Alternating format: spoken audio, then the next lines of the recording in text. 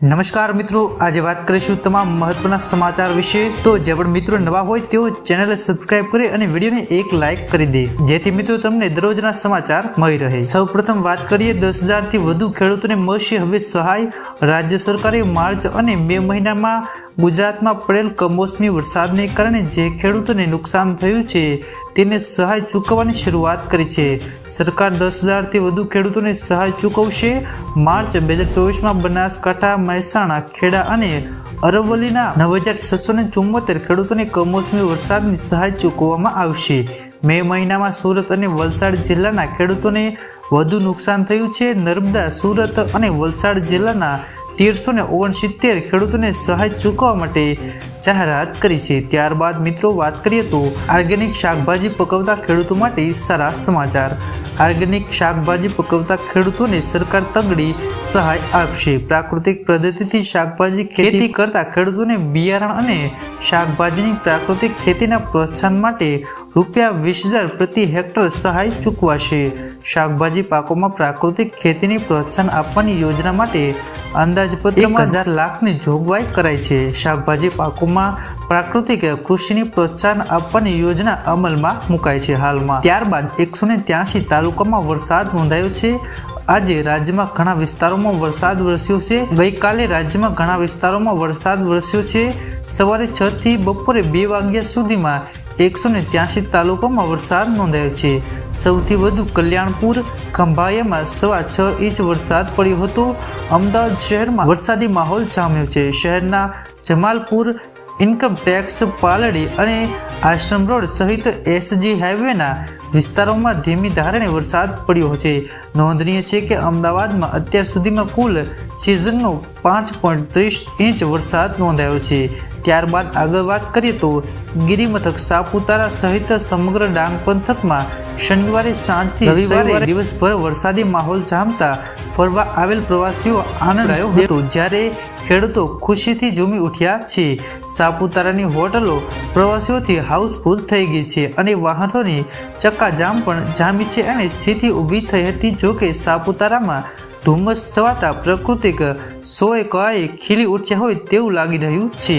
ત્યારબાદ કુતિયાણામાં ભારે વરસાદને પગલે રસ્તો બંધ કરાયો। પોરબંદરના કુતિયાણામાં ધોધમાર વરસાદ પડ્યો છે। ભારે વરસાદને કારણે ખેતરોમાં પાણી ફરી વળ્યા છે। જૂનાગઢ પોરબંદર હાઈવે પર પાણી ભરાયા છે તથા પાણી ભરાતા વાહન ચાલકોને હાલાકી પડી રહી છે। પ્રાંત અધિકારીએ સ્થળની મુલાકાત લીધી અને તેમાં પાણીના રસ્તામાં વધારો થતાં રસ્તો બંધ કરાયો છે। ધોધમાર 8 ઇંચ વરસાદ પડતા રસ્તો બંધ કરાયો છે। ત્યારબાદ મિત્રો હવે તમારા નામે 9 થી વધુ સિમ કાર્ડ હશે તો ₹50,000 દંડ થશે। કેન્દ્ર સરકાર દ્વારા ટેલિકોમ્યુનિકેશન એક્ટ 2023 લાગુ કરાયો છે। 16મી જૂનથી આ કાયદો લાગુ કરાયો છે।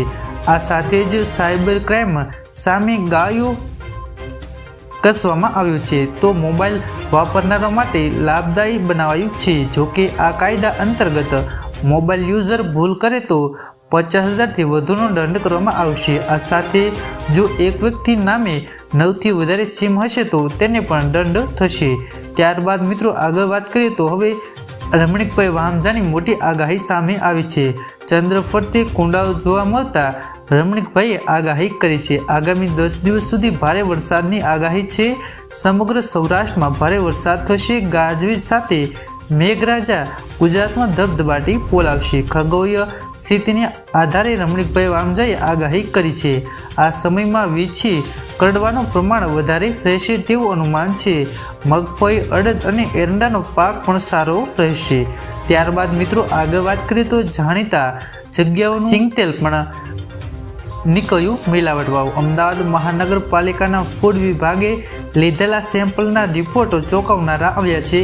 AMC ફૂડ લેબમાં ચેક થયેલા બટર, સિંગતેલ અને મીઠી ચટણી સબસ્ટાન્ડર્ડ એટલે કે અપ્રમાણિત સાબિત થઈ છે। શહેરના જાણીતા રેસ્ટોરન્ટ અને ઢાબામાં નમૂના ફેલ થતાં ખળભળાટ મચી ગયો છે અને 3 એકમના પરિણામ ચોંકાવનારા આવ્યા છે। બહારનું ચટાકેદાર ખાવાના શોખીન માટે આ કિસ્સો લાલબત્તી સમાન ગણાવ્યો છે। ગુજરાતના આ ભાગોમાં યલો એલર્ટ જાહેર કરવામાં આવ્યું છે। હવામાન વિભાગ દ્વારા આજે સમગ્ર ગુજરાતમાં રાજ્યના મેઘગર્જના સાથે હળવાથી મધ્યમ વરસાદની આગાહી કરી છે। આ સાથે રાજ્યના ઉત્તર અને મધ્ય ભાગને છોડીને અન્ય ભાગ તમામ જિલ્લાઓમાં યલો એલર્ટ જારી કરવામાં આવ્યું છે। દક્ષિણ ગુજરાતના ભાગોમાં દરિયાકાંઠામાં ઝડપી પવન ફૂંકાવાને કારણે માછીમારોને પણ દરિયો ન ખેડવા સૂચના અપાઈ છે। આ સ્થળો પર 35 થી 45 કિલોમીટર પ્રતિ કલાકની ઝડપે પવન ફૂંકાવાની આગાહી કરી છે। ત્યારબાદ મિત્રો મેડિકલ કોલેજમાં ટોટિંગ ફી વધારો કરાયો છે। રાજ્યની 13 GMCR મેડિકલ કોલેજમાં 89% ટોટિંગ ફી વધારો કરવામાં આવ્યો છે। સોલા, અમદાવાદ, ગોત્રી, ગાંધીનગર, ધારપુર, હિંમતનગર, જૂનાગઢ, વડનગર, વલસાડ, મોરબી, પોરબંદર, નવસારી, રાજપીપળા અને ગોધરા સહિત કુલ 13 કોલેજમાં ફી વધારો કરાયો છે। કોલેજની ફીમાં ગત વર્ષે તારીખ 20 જુલાઈના રોજ ફી વધારો સાથે પરિપત્ર પ્રસિદ્ધ કરાયો હતો, જેમાં માત્ર તારીખ જ બદલવામાં આવી છે, બાકી કોઈ ફેરફાર કરાયો નથી। ત્યારબાદની મિત્રો વાત કરીએ તો સુરતમાં ડુપ્લિકેટ નોટનો પર્દાફાશ। સુરતમાં ડુપ્લિકેટ ચલણી નોટને પર્દાફાશ કરાયો છે, જેમાં વડોદરાથી ડુપ્લિકેટ નોટ સુરતમાં ઘુસાડવાનું રેકેટ ઝડપાયું છે, જેમાં 10,000ની તેમજ 60,000ની ડુપ્લિકેટ ચલણી નોટ માર્કેટમાં ફરતી હતી। જો કે 60,000ની ડુપ્લિકેટ ચલણી નોટ સુરત પહોંચી હતી અને તથા ₹19,000ની નોટ સુરત શહેર SOGએ કબજે કરી છે। ડુપ્લિકેટ ચલણી નોટો સાથે કુલ 3 આરોપીની ધરપકડ કરવામાં આવી છે। ત્યારબાદ મિત્રો રામ મંદિરમાં ડ્રેસ કોડ લાગુ કરવામાં છે, સ્માર્ટફોન પર પ્રતિબંધ। જાણીએ સમગ્ર મામલો। રામલલ્લાની પૂજા માટે 26 પૂજારી અલગ અલગ પાળીમાં સેવામાં આવશે।